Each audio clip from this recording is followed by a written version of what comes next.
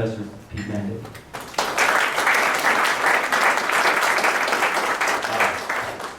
Thank you. That was hyperbolic in the extreme. So, self-identified transhumanists are futurists that foretell a coming posthuman age, an age in which we have so transformed ourselves using technologies like nanotechnology, cybernetics, that we are no longer recognizable, or at least the descendants of humanity will no longer be recognizable as human, but instead will be post-human. One of the most extreme predictions is that technological advances will allow for something referred to as mind uploading. So just like you might take a file and put it in Dropbox, upload some pirated MP3s to the internet, you might take your own mind, your own consciousness, and free it from this meat which is holding it down to earth. Set yourself free in a heaven constructed in the internet and exist as a pure piece of software that has the substrate independence to make backup copies, to upgrade its software periodically, to install the latest operating system. Now, some of the debates about this concern debates about whether this is even scientifically or physically possible. Other debates concern ethical questions like whether this is desirable. The debates I'm going to focus on are metaphysical debates about whether this is logically or conceptually possible. Is it really possible, for example, for a piece of software to have consciousness at all? So that's a question coming from the philosophy of mind, especially concerning the problem of artificial intelligence. Would an artificial intelligence nonetheless really be an intelligence, just one that was made by synthetic means? Another metaphysical debate in this area concerns personal identity. So even if that software entity has a consciousness, is it your consciousness? Have you survived this procedure? Or have you killed yourself and replaced yourself with something that is just really similar to you? What I want to do today is to address these sorts of metaphysical debates by going around the side. Instead of arguing directly for the truth of certain theses, I want to argue for a way of blowing them off. You might say, well, why don't we just stop the talk right now? Blow it off that way. I think there's a slightly more interesting way of getting around the metaphysics. So what I want to do is two things. One, I want to describe something that I'll call a scale of metaphysical timidity and daring. So it's a single continuum that has at one extreme a position which I'll call extreme metaphysical timidity, and at the other extreme is extreme metaphysical daring. And there are intermediate positions in between. A lot of what I'm going to be talking about is what these different attitudes or belief systems compromise and how we can order them into the scale. And then I want to, after having that scale in place, talk about ways in which Darwinian theory can be used to describe an advantage for the metaphysical daring. Regardless of whether the metaphysically daring posthumanists have true beliefs, they nonetheless will have beliefs that give them a certain Darwinian advantage. So that's the sideways part. We've gone, ideally, we've gone around the question of whether these beliefs are true and have talked about whether these beliefs are practical in the literal sense of like keeping you and your descendants alive. I take my inspiration from, as Ken mentioned, science fiction in addition to philosophy. And one of the greatest philosophical science fiction novels in recent years is Diaspora by Greg Egan. Set in the far future, he describes several post-human societies. Some of the post-humans have pursued transformations that are strictly biological. They embrace genetic engineering, and some of them have enhanced their intelligence. Some of them have changed their bodies, given themselves bat wings or tentacles or other improvements to our material form. And this is a group that in the novel is referred to as the Fleshers. The Fleshers do not take kindly to artificial intelligence, computer technology. Their main opponents are also the main characters of the story are referred to as citizens. They are the citizens of these polises. The polises are these city-states that really are just these space-borne computer mainframes. And the citizens of the polises are pure software entities. Now, initially, the software entities came from humans that subjected themselves to a procedure often referred to as destructive mind uploading. So your brain is scanned, and information about what's happening in your brain is used to create a software emulation of the brain's functioning. But the process of scanning the brain ends up destroying the brain. So there's this massive exodus that they call the intradus, in which the citizens offer to any human that's willing, you step through this gateway and your body will be blown to smithereens, but some software emulation of you will live on. So the first generation of the citizens are software counterparts to human beings. But eventually these software counterparts, they make new copies, they reproduce in a software sort of way, and successive generations now are pure software. They've never had any kind of human instantiation. And the fleshers are the ones that refuse to partake in the intradus. They are the ones that are left behind. They refused because they couldn't shake the belief that this is suicide.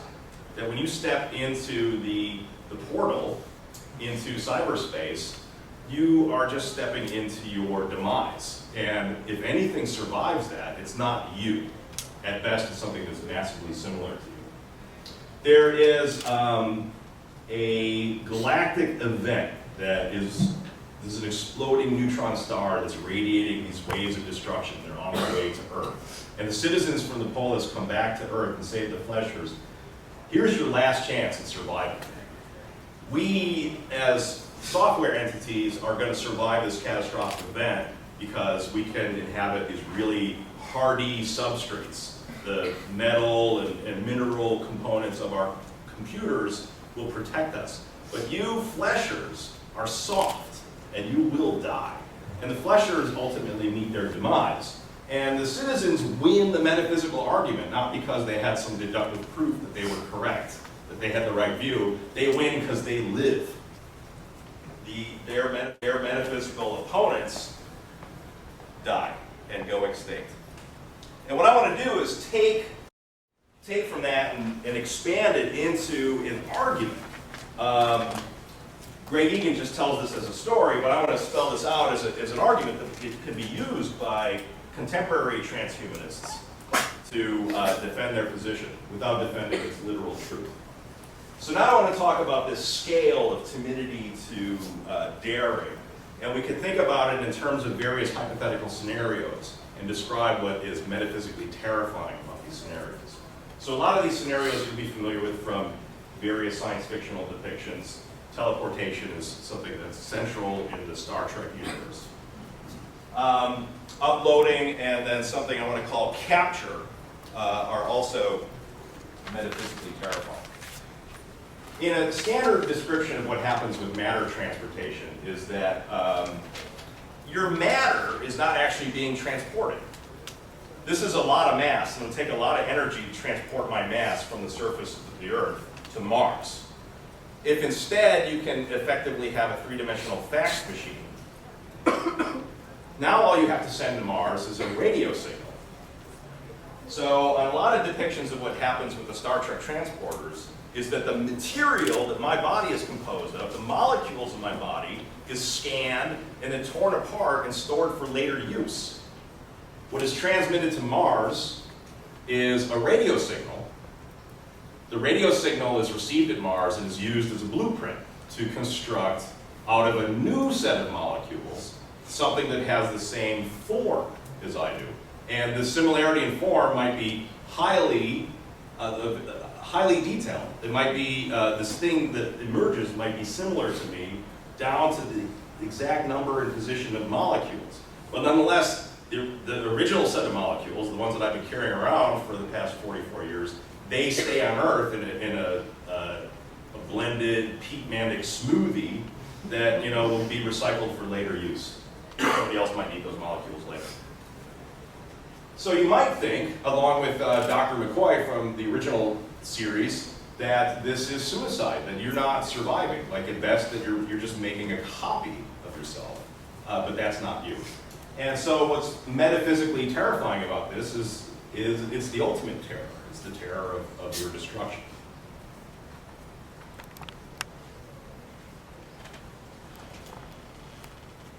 Mind uploading, you might say, is even more terrifying.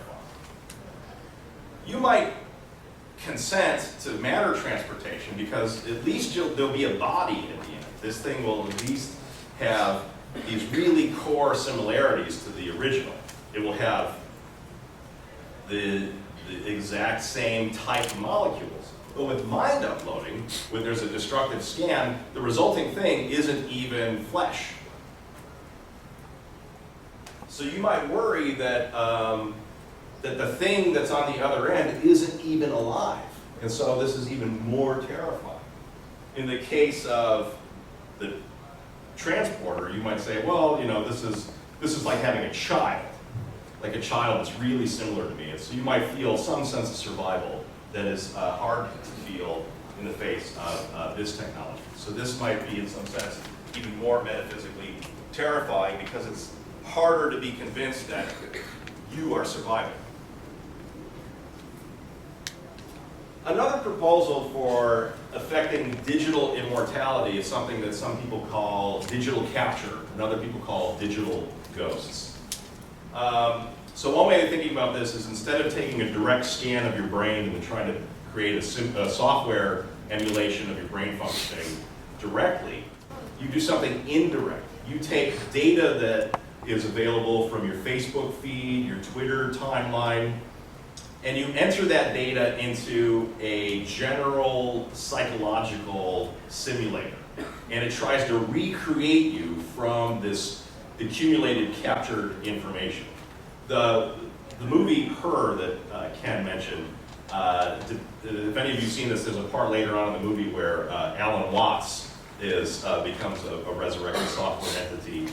Now Alan Watts died in the 70s, they didn't have access to his brain, but they did have access to his writings and presumably some journals.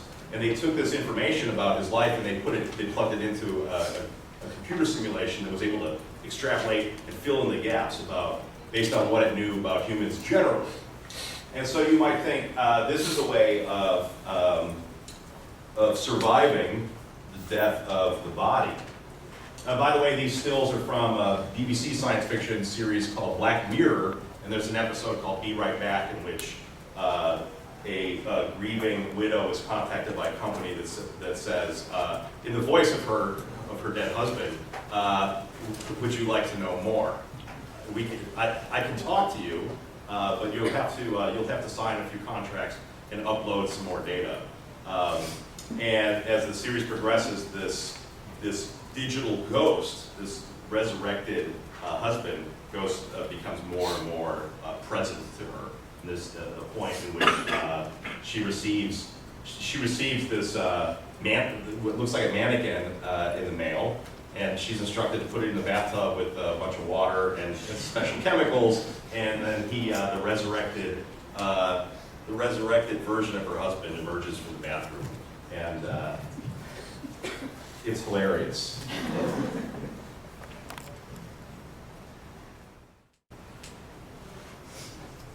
So some of you may have found at least some of these terrifying prospects. Others of you might be more willing to step into the matter transporter or subject yourself to the process of destructive uploading. And we can order these scenarios in terms of how metaphysically terrifying they are. And depending on what your attitude is in the face of that terror, you yourself can be put on this scale as someone who has a more metaphysically timid view about all this stuff versus a more metaphysically daring view about this. So people that would willingly enter into a plan to survive their bodily death by becoming a digital ghost would be maximally metaphysically daring. Someone that would subject themselves to matter transportation or mind uploading might be at some intermediate level of metaphysical daring do.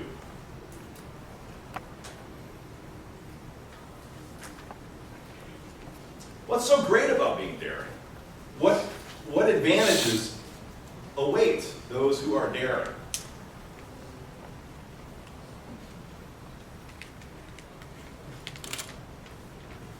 A lot of the advantages can be boiled down to a single advantageous thing that comes along with digital immortality, and that is the advantage of being digitally small.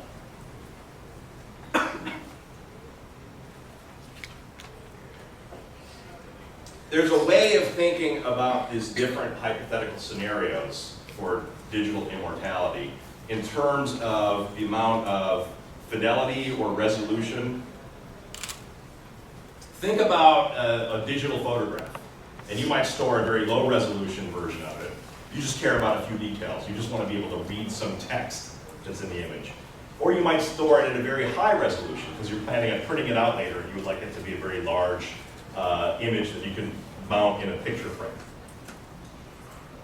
These different storage schemes, these different resolutions or bit rates that you might store a JPEG or an MP3 at, are going to differ with respect to how much information is stored.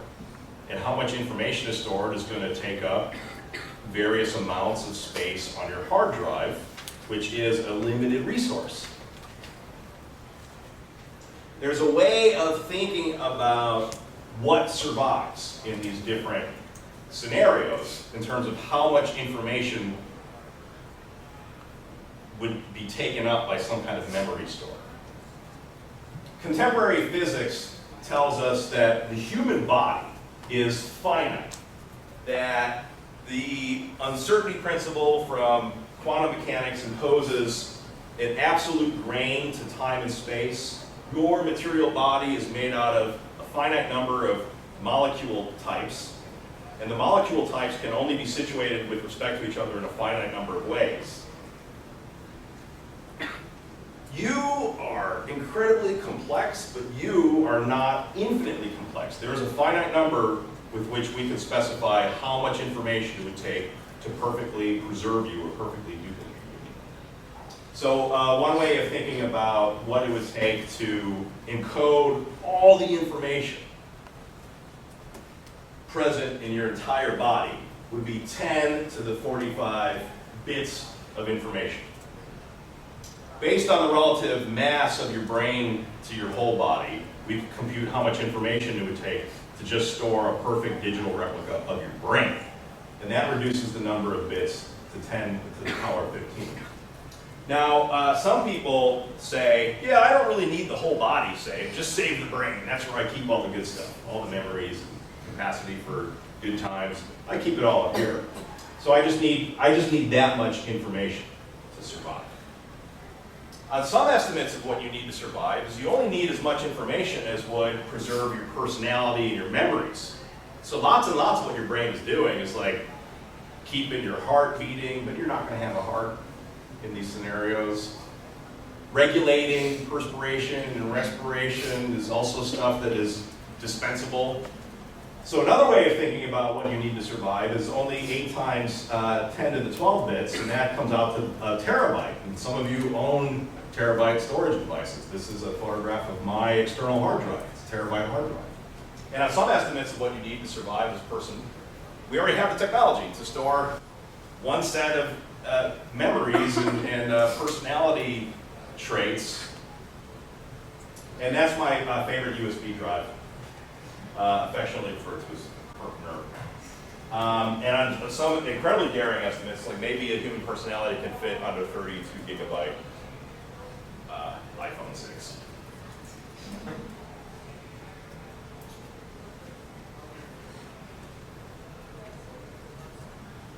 So we might think of this scale of daringness in terms of these different information estimates about how much you need to keep on being you. And so the more daring are making a bet that they can get by with less information. Now, what sorts of advantages come along with that? If you're a digital being, one of the things that you can do is back up. You can have multiple backups. This is increasing the likelihood of surviving any given day of existence. if you have multiple backups and some of them are stored on the moon and some of them are stored in orbit around Jupiter, well, a world killer, a giant comet that wipes out the planet Earth is going to only wipe out some of your backups. If you make a bet that you only need about a terabyte, then you are going to be able to store more backups in a given substrate. If, on the other hand, you insist that you need to store as much information as would perfectly encode all of the molecules in your whole body, then you're going to limit yourself as to how many backups you can have. Other sorts of advantages along these lines include running simulations about yourself. So one kind of strategy that transhumanists have contemplated about how to really thrive as a digital posthuman involve making copies of yourself. And if you're trying to make some kind of decision, you test out the decision by running experiments on these lab rats that are perfect copies of you. And you take 100 copies of you and you stick them in one scenario. You take another 100 copies of you and you stick them in another scenario, and you see, how it all works out. Which ones seem to do best given the circumstances. And then once you've collected your data, you take the best traits from the best surviving copies, and then you just erase them all because you're done with them. You split it yourself into multiple copies so you can conduct experiments on yourself. The smaller each of these copies are, the more of them you can have. And so the more sorts of experiments you can run, the more data that you can collect, the more you can optimize your life strategy as a posthuman digital ghost.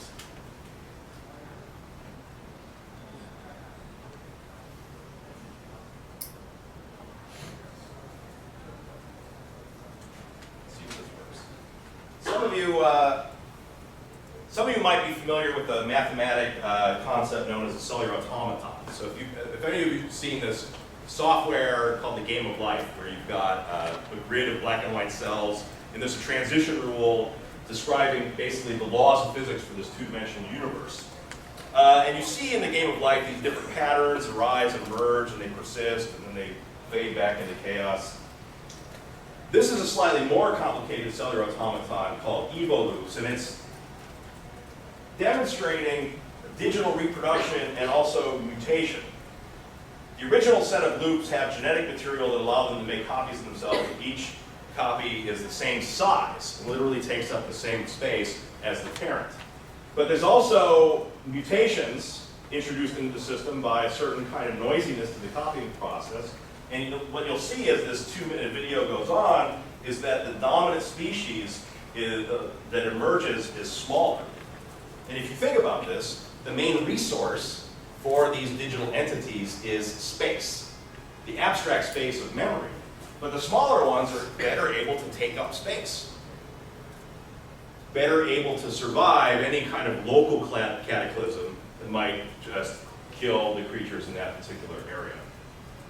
So you can see, increasingly the digital organisms that survive are smaller than the ones that started off. I want to close with a final thought. And this is a kind of objection that you might make to this strategy for trying to get around the issue. The strategy says, look, people or entities or whatever you want to call them that believe that they're going to survive, whether they're right or not, they are more likely to survive because they're going to have copies of themselves. They're going to have more backups than the fleshers, than the more timid. But here's an objection that comes from the fleshers.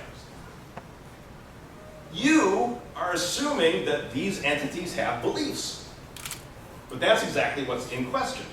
We, the fleshers, hold that only creatures with meat brains actually have beliefs.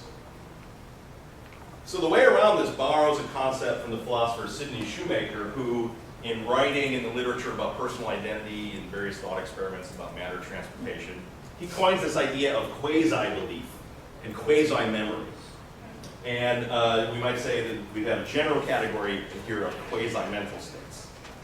So there's a way of talking about what it is that the posthumans are passing on to the subsequent digital copies, whereby we don't beg the question about whether these entities have beliefs. But we are allowed to say that these subsequent entities carry on the quasi-beliefs of their parents. Now, what's a quasi-belief? Well, it is this thing that we can define in terms of the coarse-grained abstract similarity between, for example, a regular meat human and its digital simulation. They are similar at an abstract level in terms of, say, what sorts of verbal responses they might give to certain questions that are put to them in the form of text. At a certain general or abstract coarse-grained level, they are the same. And we can define those similarities, those shared properties, as quasi-beliefs. So, sidestepping the question of whether my digital simulation will have the same beliefs that I do, we can see that nonetheless it'll have the same quasi-beliefs that I do. I'm going to set this up so that this digital thingy that comes out the other end has the same quasi-beliefs that I do. And one of the quasi-beliefs that it's going to have is the quasi-belief that it will survive this process. That it will survive backing itself up digitally. That it will have survived the original uploading process. The fleshers, the metaphysically timid beings that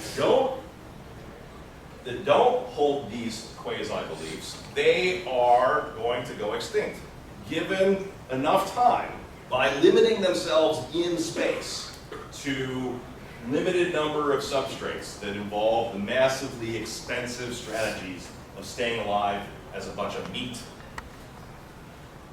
The longer we wait, the more the likelihood goes up that they will go extinct.